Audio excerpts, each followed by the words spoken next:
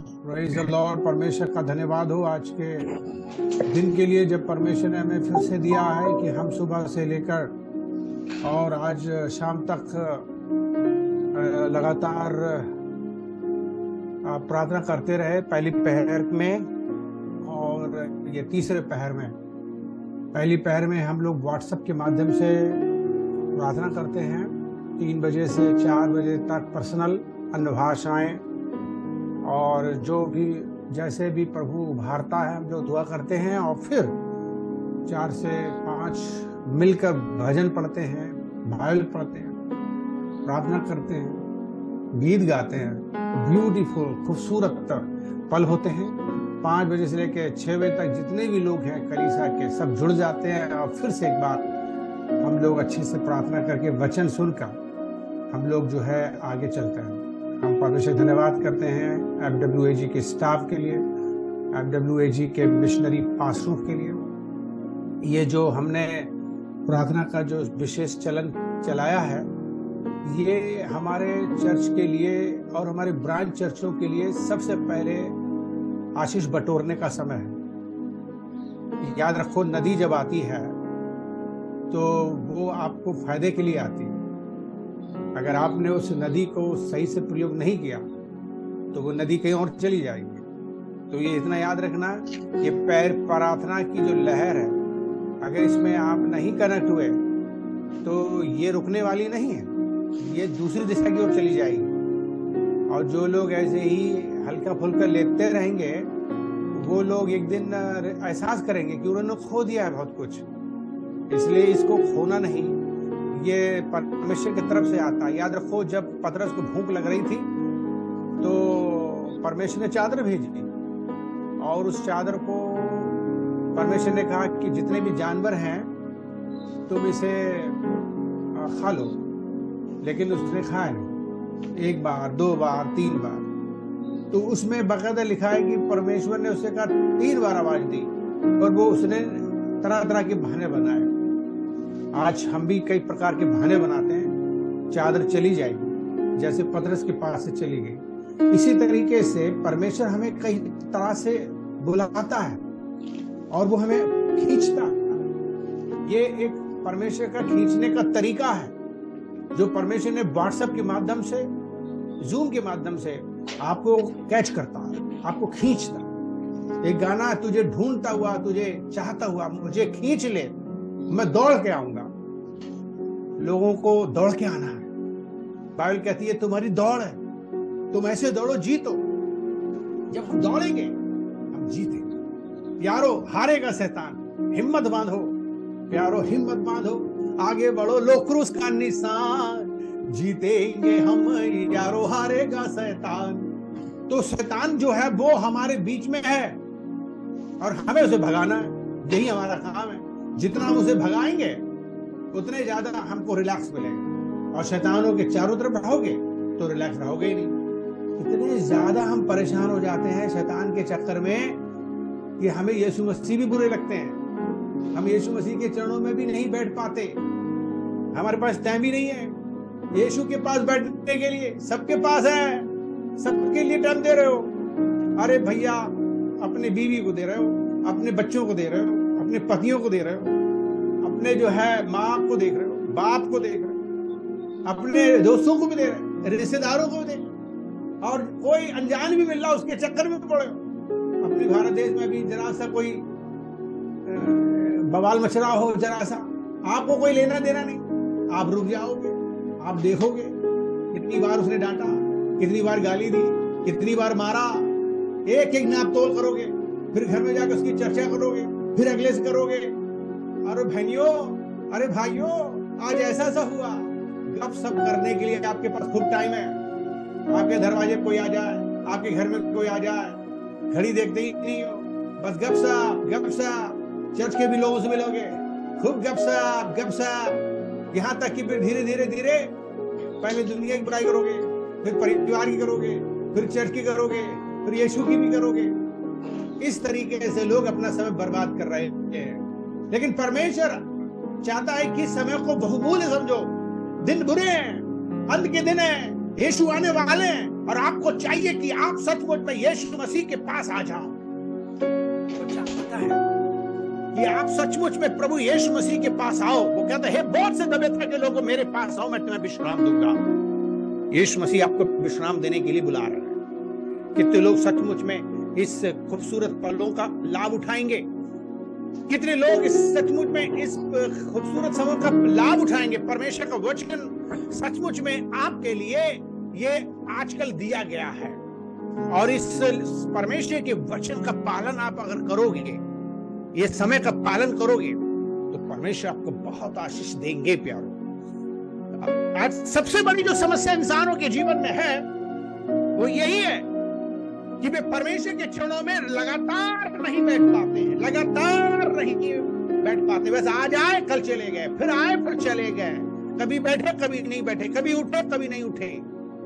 हमारे जीवन का कोई भी डिसिप्लिन जीवन नहीं होता, और जिसकी वजह से हम परेशान रहते हैं। ये याद रखो, हमारा परमेश्वर विश्वासी हो गया है, वो टाइम पर है, उसका सूरज टाइम पर उठता है, उसका चांद टाइम पर उठता है, उसके हर एक सृष्टि क्या नाम मानती है। बाइबल कहती है गधे को भी अकल है, अपने स्वामी को पहचानता है, और गाय भी अपनी चरनी को पहचानती है। लेकिन मेरे लोग मुझे नहीं पहचानते। आप परमेश्वर को नहीं पहचानते, परमेश्वर की ताकत को नहीं जानते, आप परमेश्वर की शक्ति को नहीं जानते हो अगर, तो प्यार हो, ये सचमुच में आपके लिए नुकसान है।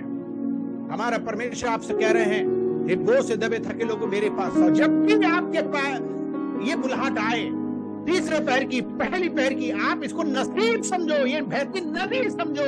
और बाइबल कहती है, जो कोई भूखा हो, जो कोई प्यासा हो, वो मेरे पास आ जाए।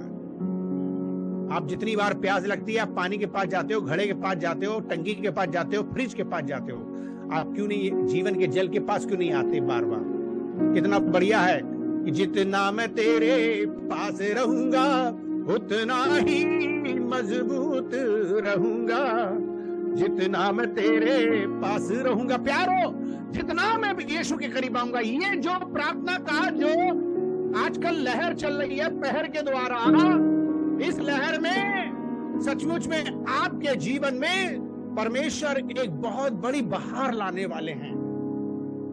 एक बहुत बड़ी बहार आएगी आपकी इस लहर के अंदर, इस पहर के द्वारा। गंभीरता के साथ इन पहरों का आप जो है लाभ उठा लो।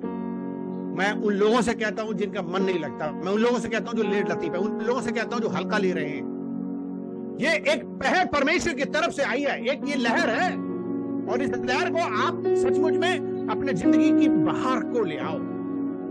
मेरे परमेश्वर आपके जीवन में सचमुच में जीवन की वो नहर भेज रहे हैं। ये वो नहर भेज रहे हैं ताकि आप इस नहर में बह जाओ और इसमें बढ़ते चले जाओ। प्यारो, एक खास संदेश जो आज के लिए मैंने तैयार किया है या प्रभु ने दिया है, वो एक बहुत बड़ी, सबसे बड़ी जो रीजन है जिसकी वजह से हम तीसरी पहर प्रार्थना करते हैं, वो है श्राप।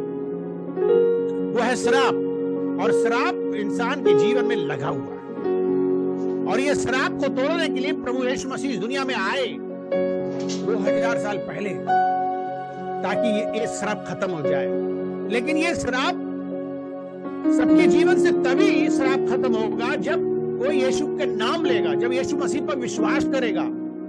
ये तभी श्राप खत्म होगा जब यीशु के लहू का छिड़काव कोई अपने जीवन में करेगा, जीवन को अर्पण कर देगा। आज पूरी दुनिया के लोग श्रापित हैं, अभी भी बाइबल कहती है श्रापित है ये दुनिया के लोग। और एक बात और बता दूं, कौन है श्रापित? बाइबल में लिखा हुआ है, श्रापित है वो मनुष्य जो मेरा प्रचार ना करे। पौलुस कहते हैं, हाय हाय मुझ पर अगर मैं प्रचार ना करूं। आज की तारीख में अगर मसीह लोग प्रचार नहीं कर रहे हैं, ये श्राप की बात है। अगर प्रचार नहीं कर रहे हैं, श्राप की बात। प्रचार करना है, प्रचार करने के लिए हमें चुना गया है। जब तक बाइबल कहती जाओ सारे जगत लोगों को सुसमाचार प्रचार करो, आज्ञा दी गई है, सबको चेला बनाओ, सबको प्रभु के पास लाओ। बाइबल कहती जाओ जाओ प्रचार करो, प्रचार करो, प्रचार करो। बाइबल कहती आ समय और समय हर समय प्रचार करो, लेकिन हम डर के मारे प्रचार करते नहीं। क्यों? क्योंकि हमने सुना है कि भैया विरोध होता है, मारा तोड़ी होती। अरे इन सब चीजों की वजह से आप प्रचार बंद कर दोगे? अरे भैया, सदरक मेशक अबेदनगो को मना किया गया था कि तुम बिल्कुल भी अपना प्रचार ना करना, बल्कि तुम जो है देवी देवताओं का प्रचार करना। उन्होंने माना नहीं, वे झुके अपने जीवित परमेश्वर के ही आगे, जितना भी विरोध था। लेकिन क्या हुआ? कोई कैदी करे कोई मारे हमें, निज नाम से कोई पुकारे हमें। अरे ये न समझो कि हम कोई डर जाएंगे, ना मैं उसे का जमाने में कर जाएंगे। हम बकवास नहीं कर रहे हैं, हम करके आए हैं और करते हैं।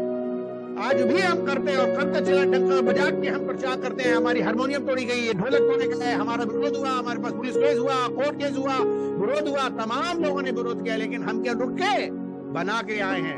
लोग की जिंदगियों को बना रहे हैं। आज भी यहाँ पर भी बहुत विरोध है, लेकिन कर रहे हैं।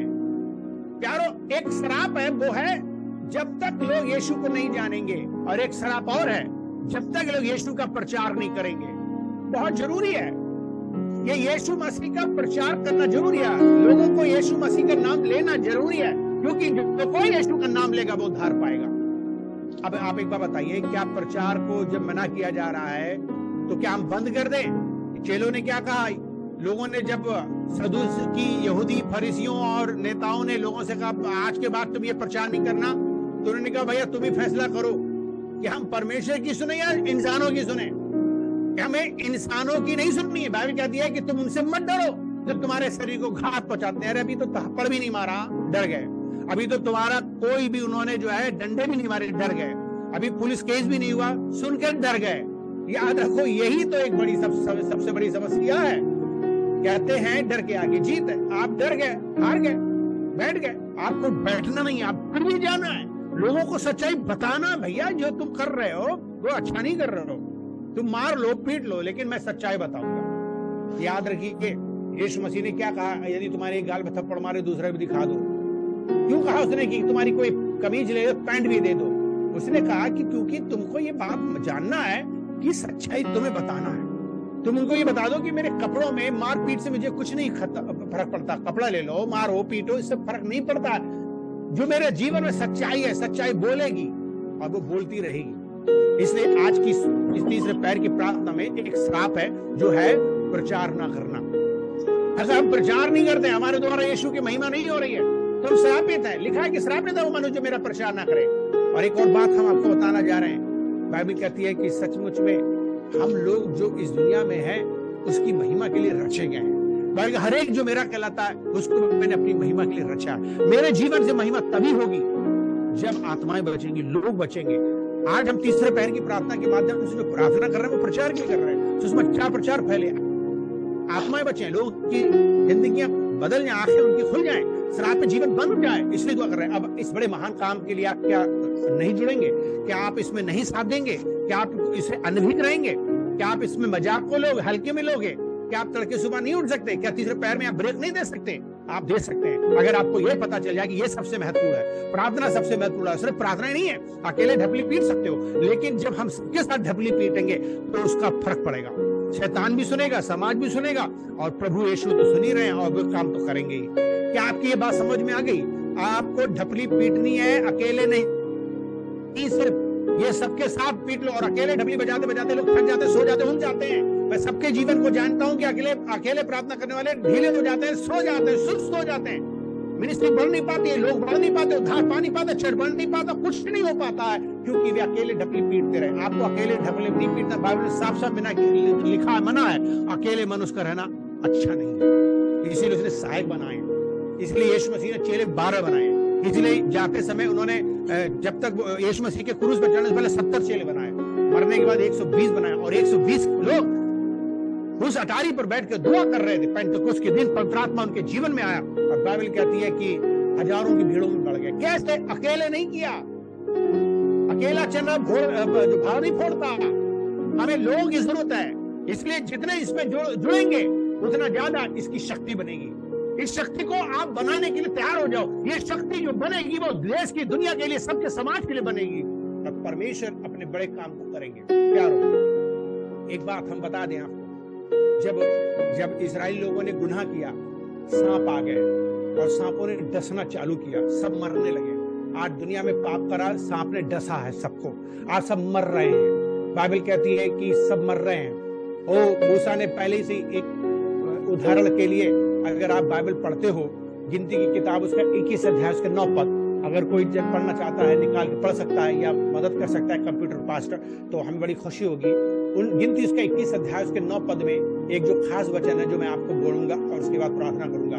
प्यारो, इस वचन में परमेश्वर का वचन बताता है कि किस तरीके से एक सचमुच में श्राप हमारे जीवन में आता है और वो श्राप हमारे जीवन को सचमुच में कितना बुरे से इंसान को मार डालता है। लेकिन आज का परमेश्वर का वचन इस बात को सचमुच में हमें बताता है, आज हम लोगों को अभिशाप तोड़ना है, श्राप को तोड़ना है। ये तीसरे पहर की माध्यम से हमको श्राप तोड़ना है। इसलिए मूसा ने एक पीतल का सांप बनाया। इसमें लिखा है गिनती 21 के 9 पद में लिखा है, मूसा ने एक पीतल का सचमुच में क्या बनाया प्यारो? Hallelujah, oh thank you Jesus. कोई पढ़ रहा है?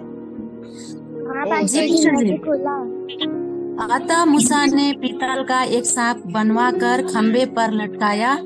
तब सांप के डसे हुए में से जिसने उस पीतल के सांप की ओर देखा वो जीवित बच गया। यहाँ पर परमेश्वर का वचन क्या कहता है? यहाँ पर परमेश्वर का वचन हमारे लिए सचमुच में कितनी बड़ी आशीष की बात बताता है। और यहाँ पर लिखा है कि इसलिए मूसा ने एक पीतल का सांप बनाया और उसे एक खंबे पर खड़ा किया। फिर जब किसी को सांप ने काटा, उसने पीतल के सांप को देखा तो वो जीवित हो गया। ये बात समझ में आए? गिनती उसका 21 अध्याय के 9 पद में। क्या आप जानते हैं कि आपका विश्वास जितनी आसानी से सकारात्मक रूप से कार्य करेगा, उतनी ही आसानी से नकारात्मक रूप से भी कार्य करता है। देखिए, हमारा जो दिल दिमाग है वो हमारे ऊपर है कि हम नकारात्मक सोचकर नकारात्मक चीजें लाएंगे या सकारात्मक सोचकर सकारात्मक लाएंगे। मूसा ने जो पीतल का जो खंबा बनाया क्रूस के तरह और उस पे सांप को लटकाया और जितने लोगों ने देखा वे सब उद्धार पाए। कई हजार साल पहले मूसा के द्वारा भविष्यवाणी हो गई, खंबा उसने खड़ा किया, सांप को लटकाया। इसका मतलब ये कि यीशु मसीह के बारे में बोल रहे थे कि वो क्रूस होगा और उसमें एक दिन जो है शैतान को डंक तोड़ दिया जाएगा और मार दिया जाएगा, और जो कोई भी क्रूस को देखेगा, जो कोई यीशु को देखेगा, जो यीशु खून का छिड़काव लेगा, वो उद्धार पाएगा। आज वही चीज हो गई। उदाहरण के लिए, यदि आपके परिवार में बीमारी और रोग लंबा इतिहास है तो आराम से बैठकर अपने आप को उसी तरह ना देखें। आप देखते ना मत रहिए। आपके घर में बीमारी है, आपके घर में तकलीफ है, आपके घर में परेशानी है और आप बैठ के देख रहे हैं और मान रहे हो कि भैया क्या करें, ये तो होना ही है, घर में बीमारी आ रही है, हिस्सा है। आप अपने जिंदगी में हर बीमारियों को, हर परेशानियों को आप जो है एक हिस्सा मान लेते हो। आपको हिस्सा मानने की जरूरत नहीं है, बल्कि आपको कुछ करने की जरूरत है। आपको किसी और से ज्यादा इसकी आवश्यकता है कि एक नई तस्वीर विकसित करना शुरू करें। आपको खुद को मजबूत और स्वस्थ और लंबा संतुष्ट जीवन जीने वाला देखना होगा। आप खराब स्वास्थ्य के अभिशाप को तोड़ने वाले व्यक्ति बनो। जो भी अभिशाप आपके जीवन में, मान लो गरीबी का अभिशाप है, मान लो बीमारी का अभिशाप है, मान लो हमारे जीवन में बहुत सी कमजोरी है, उसका अभिशाप हो, हमारे रास्ते नहीं खुल रहे, हमारे दरवाजे नहीं खुल रहे, हमारे काम नहीं हो रहे, हमेशा रुका पड़ा रहता है, ये श्राप है। अगर आपके अंदर विश्वास है राई के दाने पर, तो पहाड़ से कहो खड़ के समुद्र में लग गया तो हो जाएगा। बाइबल कहती है, बाइबल कहती है विश्वास करने वाले के लिए सब कुछ हो सकता है और परमेश्वर विश्वास करने वाले को प्रतिफल देता है। आप कहाँ हो? आपका जीवन कहाँ है? आप कहाँ जा रहे हो? क्या सोच रहे हो? आज आप खुद को मजबूत करिए और एक अच्छी स्वस्थ और एक अच्छी लंबी संतुष्ट जिंदगी को जीने के लिए परमेश्वर ने कहा, कौन चाहता है लंबी उम्र चाहता है और अच्छे दिन भी देखना चाहता है। अगर आप सचमुच में लंबी उम्र चाहते हो और अच्छा स्वस्थ चाहते हो तो आज आपको फैसला लेना होगा। सबसे पहले फैसला लीजिए, जो दुनिया में हो रहा है उसके अनुसार मत चलिए, कंट्रोल कीजिए। आपको क्या लगता है, एक जहाज को चलाने वाला व्यक्ति जब तक उसको कंट्रोल ना करे तो जहाज तो कहीं को चला जाएगा। गाड़ी भी अगर आप कंट्रोल ना करें तो गाड़ी भी कहीं चली जाएगी। किसी बैलगाड़ी तक को अगर आप कंट्रोल ना करें, घोड़े को भी ना कंट्रोल करें, कहीं भी चले जाएंगे। आपको सचमुच में कंट्रोल करना पड़ता है, अपने बच्चों को भी कंट्रोल करना पड़ता है, हर एक को कंट्रोल करना पड़ता है, हर एक की अगुवाई करनी पड़ती है। आप अपने जीवन की जो वातावरण हो रहा है चालू, जो चल रहा है चारों तरफ के वातावरण को इसको भी कंट्रोल कर सकते हो मसीह यीशु के नाम से, विश्वास से, और अपने विश्वास के द्वारा, उस विजय के द्वारा जो मसीह यीशु ने हमें विजय दे रखी है, हमें मिल जाएगी। हम हारने वाले नहीं, हमारी जिंदगी का हर युद्ध मसीह यीशु का युद्ध बन जाता है। इसलिए आपको ये बात समझना जरूरी है। क्या समझना जरूरी? आप खराब स्वास्थ्य के अभिशाप को तोड़ने वाले व्यक्ति आज बन सकते हो। लेकिन पहली चीज जो आपको करनी चाहिए वो है अपने अंदर की जो एक सचमुच में छवि है, जो अंदर का एक नकारात्मक जीवन है, उसको खत्म करना है। एक सकारात्मक की ओर आना है कि मुझे कुछ करना है। और जब आप कुछ करने की सोचेंगे तो आपको सबसे पहले जो काम करना होगा वो है प्रार्थना करना। और केवल आप अकेले प्रार्थना नहीं करोगे, आप फिर प्रार्थना के ग्रुप में जुड़ोगे, प्रार्थना के साथियों से जुड़ोगे। जितना ज्यादा प्रार्थना के साथियों से जुड़ोगे उतना ज्यादा आपको सचमुच में प्रार्थना करने की प्रेरणा मिलेगी, शक्ति मिलेगी। देखो एक बात बता दें, जब आप तड़के सुबह प्रार्थना सुनते हो तो सुनते सुनते सुनते सुनते सुनते सुनते सुनते सुनते शक्ति मिलती है, प्रेरणा मिलती है, सकारात्मक विचार उत्पन्न होते हैं और आप बदल जाते हो और प्रार्थना में जुड़ जाते हो। शुरुआत में हमारे पास 3-4 लोग, 5 लोग, 10 लोग थे। आज हमारे ईश्वर की दया से 70-80 लोग जुड़ रहे हैं इस प्रार्थना में। मैं धन्यवाद करता हूँ अपने प्रेयर पार्टनरों के लिए जो मेरे साथ दुआ कर रहे हैं, सुबह उठते हैं, तीसरे पैर को करते हैं। मैं उनका सराहना करता हूँ, मैं उनकी प्रशंसा करता हूँ और मैं जानता हूँ कि वो दुनिया का सबसे उत्तम काम कर रहे हैं जो प्रार्थना कर रहे हैं। मैं आज बहुत खुश हूँ कि हमारी कलीसिया में अच्छे से अच्छे प्रार्थना करने वाले तैयार हो गए और अच्छी सी आराधना करने वाले हो गए। आज की भी आराधना सभा में हम देखते हैं कितना अच्छा आराधना हो रही है, अच्छे गीत हो रहे हैं। इस तरीके का आपको हमारे हर दिन की मीटिंग में, जूम की मीटिंग में अच्छे अच्छे गीत मिलेंगे। आशीष नीलू ने बहुत अच्छी से आराधना की और हमारे अच्छे पास्टर लोगों ने जो अगुवाई की, आपको प्रार्थना विषय बताएंगे, आपको आपके साथ भक्ति करेंगे, ये आपको शक्ति दिलाएगा। इसलिए तीसरे पैर की प्रार्थना को हल्का फुल्का ना ले। दुनिया के लिए, देश के लिए, प्रदेश के लिए, शहर के लिए, परिवार के लिए दुआ करने जा रहे हैं और इसके द्वारा हम सरापों को तोड़ देंगे। याद रखना, पहली चीज जो आपको करनी है वो अपने अंदर की जो नकारात्मक विचार उसको खत्म करना होगा और एक नई दृष्टि से हमें देखना होगा और हमें ये फैसला लेना होगा कि सचमुच में क्या आपकी आंखें उस विश्वास पे भरी हुई हैं, आपकी आंखें यीशु मसीह पर लगी हुई हैं। जब आपकी आंखें यीशु मसीह पर लगी होंगी प्यारो, तब आप देखिएगा कैसे बेदारी आपकी जिंदगी में आई हो। आपका परिवार बदलेगा, आपका देश बदलेगा, घर बदलेगा, सब कुछ बदल जाएगा। प्रभु यीशु मसीह के नाम से श्राप टूट जाएंगे, बंधन टूट जाएंगे, बीमारियां चली जाएंगी, गरीबी चली जाएगी, दुख चला जाएगा, संकट चले जाएंगे, शैतान हारेगा। प्यारो जीतेंगे हम। प्यारो हिम्मत बांधो, लो क्रूस का निशान, जीतेंगे हम। ये प्यारो हारेगा शैतान, श्राप हारेगा, पाप हारेगा, श्राप हारेगा। ओके, पवित्र पवित्र परमेश्वर, पावन पावन सुंदर मेरा यीशु का नाम, आओ नाम लियो रे, नाम लियो रे, यीशु का मंगल करी नाम लियो रे, बोलो नाम लियो रे, नाम लियो रे, यीशु का मंगल करी नाम लियो रे। स्वर्गीय पिता, हम तेरा धन्यवाद करते हैं आज के वचन के लिए जो आपने हमारे बीच में बोया है और आपने हमें समझाया है, सिखाया है। तीसरे पैर की प्रार्थना के माध्यम से हम लोग इस दुनिया के भटके हुए लोगों की मदद करेंगे, परेशान लोगों की मदद करेंगे, कष्टों से भरे हुए लोगों की मदद करेंगे। और हम अच्छे से जानते हैं प्रभु कि तू सचमुच में हमारे बीच में श्राप को दूर करेगा। जब भी हम क्रूस को देखेंगे, जब भी हम तुझे देखेंगे, जब भी हम उस बलिदान को देखेंगे, जो बलिदान तूने क्रूस पर हमारे पापों के लिए बहाया है, खून किया जो आपने बहाया, अपना बलिदान जो दिया, अपनी जिंदगी जो दी, ताकि जो कोई आपको देखेगा वो उद्धार पाए, जो नाम लेगा वो उद्धार पाए। प्यारे परमेश्वर, मदद कर आज जितने भी अंधकार की शक्तियों से जकड़े हुए लोग हैं, पापों में फंसे हुए, बीमारियों से जो फंसे हुए हैं, नाना प्रकार की बीमारियों में जो जकड़े हुए हैं, इन सबको आजाद होने की जरूरत है। पिता, तूने पहले ही से क्रूस पर जान देकर, कोड़े खाकर हमारी बीमारियों को दूर कर दिया ताकि हम चंगे हो जाएं। स्वर्गीय पिता, अपने बच्चों को आशीषित कर ताकि वे लोग सचमुच में चंगे हो जाएं और इनकी बीमारियां दूर कर। जो श्राप लगा हुआ है इनके जीवन में, हड्डियों में दर्द है और शरीरों में तकलीफ है और पसलियां और अंचर पंचर ढीले हैं और आंखों में तकलीफ और आंखों में दांतों में तकलीफ, सर में तकलीफ, फेफड़ों में, गुर्दों में बीमारियां ही हैं और प्रभु जी ये जिंदगी का हिस्सा समझ रहे हैं, जबकि आज भी ये चाहें तो ये आजाद हो सकते हैं। लेकिन इस आजादी के लिए तेरा वचन बताता है कि जो सच्चाई को जानोगे, सत्य को जानोगे, तो सत्य तुम्हें स्वतंत्र कर देगा। और सत्य ये है, यीशु ही सत्य है जिसने क्रूस पर जान दे दी और शराब को मिटा दिया है। और अब जो कोई यीशु के नाम लेगा वो उद्धार पाएगा। मदद करो, हमारे चर्च के विश्वासी लोग नाम ले तेरा, जितना नाम लेंगे, जितना नाम जपेंगे, उतनी उनकी समस्या दूर होगी। बार बार नाम लेंगे, बार बार दुआ करेंगे, उन्हें सचमुच में परमेश्वर दुख संकट को दूर करेगा। तू उन्हें सामर्थ देगा, शक्ति देगा, तू उन्हें पवित्र आत्मा से भर देगा।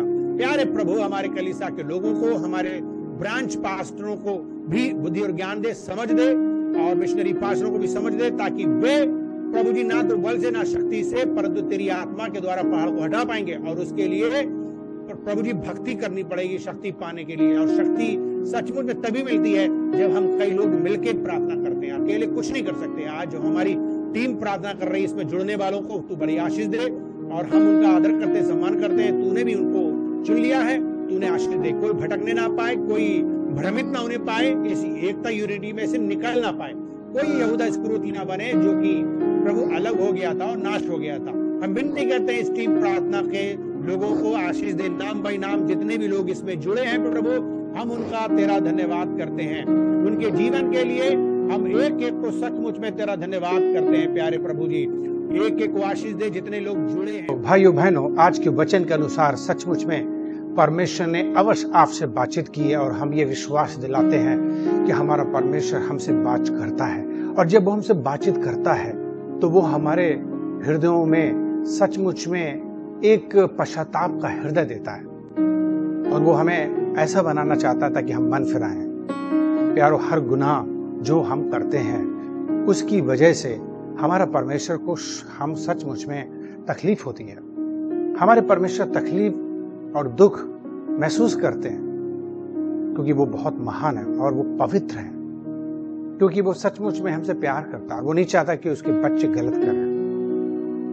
प्यारो, जब आप सचमुच में परमेश्वर के पास आते हो, परमेश्वर आपके जीवन में कोई पाप देखना नहीं चाहता। अगर पाप है तो दीवार बनकर हम परमेश्वर से सचमुच में दूर हो जाएंगे, और फिर हमारी जिंदगी में आशीष नहीं हो। आज हमारी जिंदगी में जो नुकसान है, जो बीमारी है, जो तकलीफ है, जो हानि है, उसका सबसे बड़ा कारण पाप है। और पाप की वजह से इंसान परमेश्वर से दूर है।